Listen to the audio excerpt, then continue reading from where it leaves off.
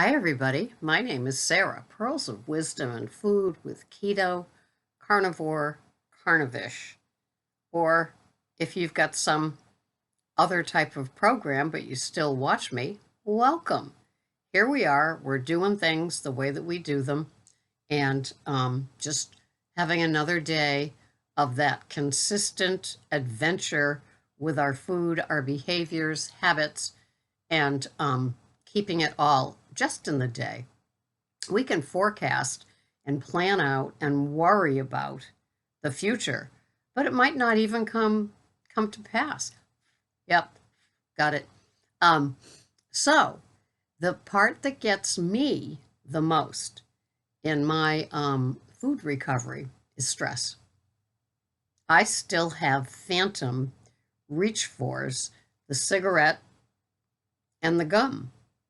Those were my two stress relievers way back when. Now, I haven't had a cigarette since April 4th, 1975. But who's counting, right? So, gotta have that cuppa. So anyway, I haven't had that cigarette, and it's like it's imprinted in me. And the gum too. There's often times where it's like, where's that pack of gum? And I haven't had gum for a few years. Maybe some of you remember my gum video where I showed all the different gums that I had and all the different carbohydrates that they contained. And I was having probably 12 to 16 sticks a day when I worked at the shelter for women and children. And it was my stress reliever. And I know at the end of the day, my belly was so bloated between the gum, the swallowing air, and the standard American modified, i.e. Weight Watchers food plan. And every day I would go home with this great big gut, just distended, especially in the summer. And I so disliked it. And so, it was one of those things. And so what do you do when you don't have your stress relievers at hand? Well, food is not the option. And as you can tell with gum, and way back then, a cigarette, I wasn't always reaching for food. Sometimes in my head, I would plan the rest of the day. So I'd be at work, it'd be stressful, did not like my boss, and at least the one that I had in the end. And so I would plan a sugar, carby treat at the end of the day. Now, at that point, I was having one of those things every single day for a different reason. Didn't need too much provoking or thinking about. It was like the stress of a great day, the stress of a bad day. My period was due, anything, and wow, I haven't had one of those for like 2 decades, but I was still going through the PMS. I used to think that I was. And, I still have it even though I don't have it, right? And, oh, those imprints. So with stress, I always found it a valid reason to go ahead and just have that treat. And I know that when I hear at AA meetings the same sort of thing, the drinkers, it was the same sort of deal, You felt guilty, well, hungover in that case. We can be hungover from eating too much sugar, in withdrawal, just all the icky parts of the next day of a hangover with the foods, as some of you know, and then make promises to ourselves. I'm not gonna. It's not worth it. I've learned my lesson this time. I'm not gonna do it anymore. And Pam's and wham, bam, something happens. One of those phone calls, one of those pieces of mail. Maybe a flat tire, maybe somebody, nudged you in a parking space, anything. And you can get sent into, I can't handle this. I have to go home and have something. Or you live with people who constantly are having something. Their standard American diet is in your face every single day. And the stress of that sometimes can get to us if we don't have the courage of our convictions of our no matter what club membership, right? And so all of a sudden, All of those things, all of those things just compound and add up and layer on. And there we are having a num num because we've justified it. And it just isn't worth it. There is nothing better than going to bed with an abstinent food day and then waking up the next morning and knowing you've got at least one day of being abstinent in your, right there, in your most recent past. And there's nothing like building on a day of abstinence. Nothing like it. And the stress can kind of go away. When you handle something by doing nothing except handling it, not reaching for substance or, I mean, we all can deal with things emotionally, that can get us into sabotage area. But if you escape caving into something because you're stressed with food, you are a success. You are on your way to learning how to cope without the thing that causes you to have to cope with the stress. If you're following me, that's the insidious part about food, is that we have it because we're stressed out. Maybe the scale wasn't happy with us. Maybe our pants don't fit. Maybe, it's there. We've been staring it down every time we open the refrigerator when our sisters, visit us with, 2 or 3 kids, and she just fills the house with all the junk crap foods that we, overdid. And here it is. It's in our wheelhouse. Don't like that. There's stress. You enter into your kitchen, which used to be a safe haven and will be again in 2 days if they comes fast enough. And, we've got to deal with it. And you can only do this for so long before it's like, oh, I'm overtired, I'm overstressed, I haven't had an alone minute, I'm constipated 3 days because there's other people in the house or knocking on the door when I'm trying to go to the bathroom. You have all these things going, and you feel like you're going to blow a gasket.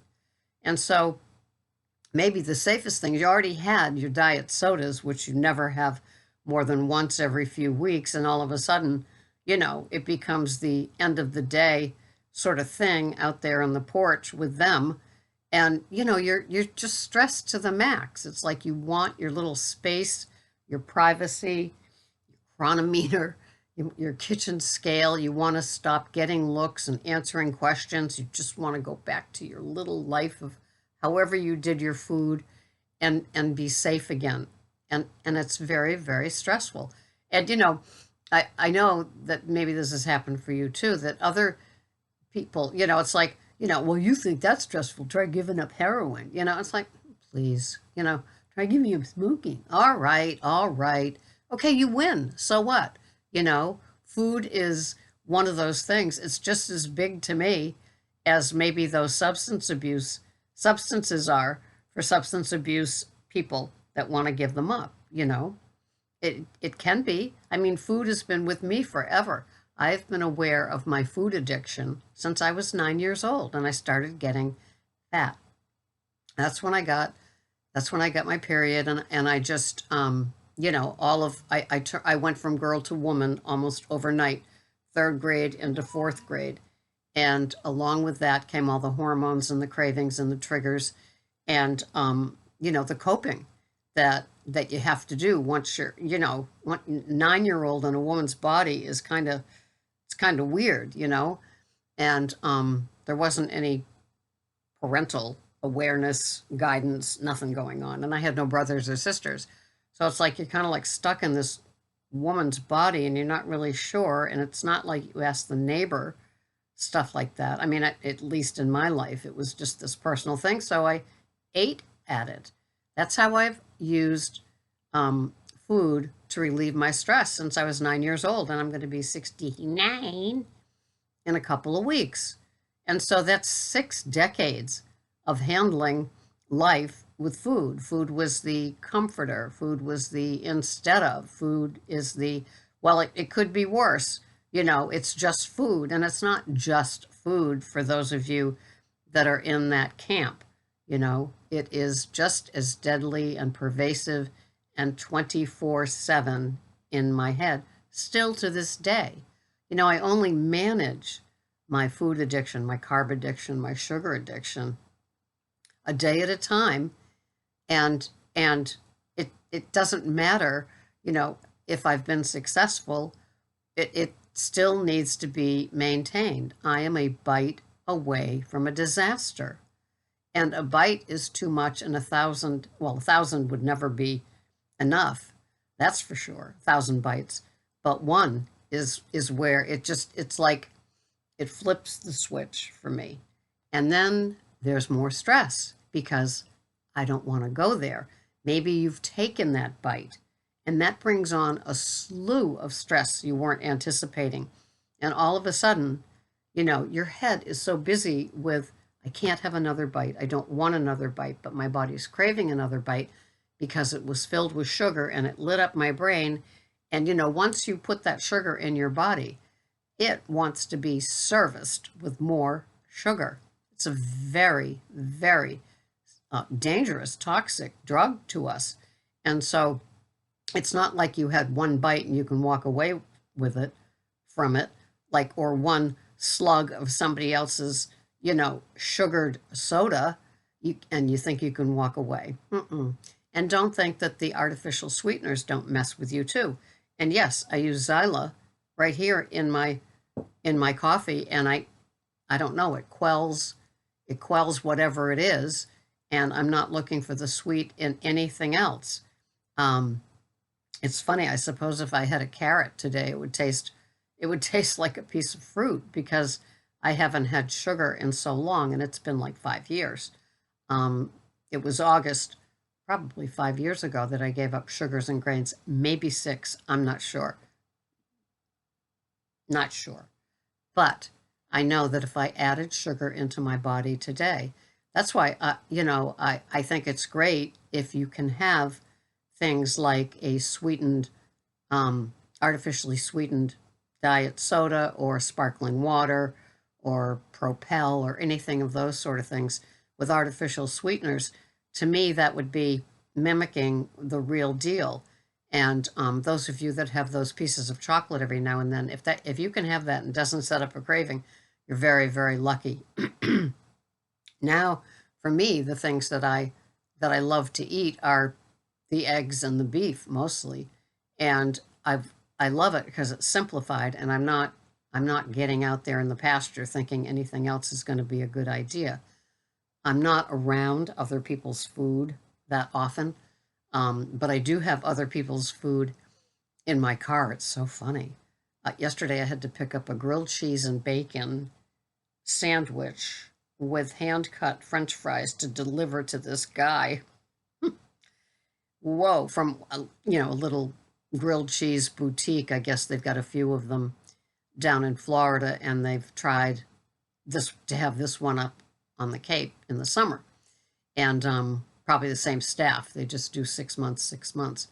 It was interesting. And then, of course, I have the regular, you know, the Starbucks, the McDonald's, and things like that. So the Uber Eats in my car. And it's just kind of funny because it's like, stay away, stay away. But then my car is permeated with that smell for a while. It's just interesting. So be aware of stress, okay? Because it can get to you faster than anything else.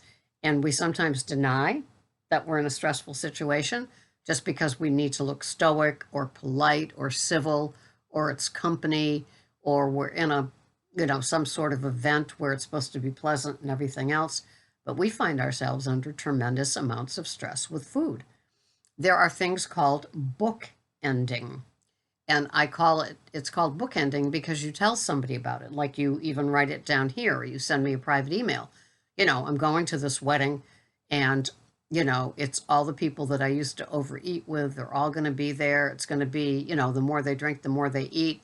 I want to be there for my friend, but it's going to be a stressful situation.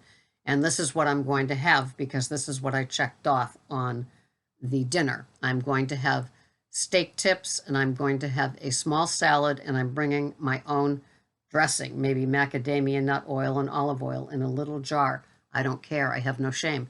I'm bringing the bottle in when it's time to eat, and I can walk out to the car with it when I'm over with it and put the little bottle back in the car. And I am committing this to you. I'm not having cake. I'm not having appetizers. I'm not going to eat while I'm standing. I'm going to sit down and dine, because you talk about it all the time, Sarah, and it must make a difference. Yes, it does. And I'm even going to bring my own little Redmond salt, individual salt shaker. So I'm going to have like a little baggie that I'm going to bring to the meal part of the whole reception, and then it's going back out to the car, and I'm going to be safe. And then I'm going to bookend you on the other side and tell you the success that I was. That's called bookending. And it does keep us successful, because we all of a sudden are accountable to somebody else for the food of the moment. And it kind of can lift the stress away, and you can just be there and enjoy, It still might be with you a little bit, but you've put into place as many tools and barriers and healthy just boundaries and borders for your food part of the event to keep you safe, because that's what we want. We don't want you to blow it, self-sabotage. What can I do? That's all they had. It's not valid anymore. You know better. But if you've been watching my channel for more than a minute, you know that we really don't have too many places that we can, have a valid excuse, right? You're going someplace, you cover your butt. I even have little 1 ounce packs of Calapo, which is a fancy coconut oil, and ghee combined, where like I could rip that open and have that and get like, they've got the Justin's peanut butter, if that's something that works, something that's going to hold you over if you are in a really dangerous place, okay? But otherwise, if you have your OMAD or your 2MAD, plan as usual. What's the difference between steak tips at home at your own table and steak tips at the wedding reception, right? Well, there's probably a whole bunch of other starchy things that are served at the wedding reception that you just have to avoid. You have to have blinders. You have to learn how to squint. So many things we have to do. So take care of yourself. Don't put yourself in a stressful situation where it's too easy to blow it. You don't want to blow it. You don't. You've worked too hard. Thanks for watching. This has been Sarah, Pearls of Wisdom and Food. See you the next time. Bye-bye for now.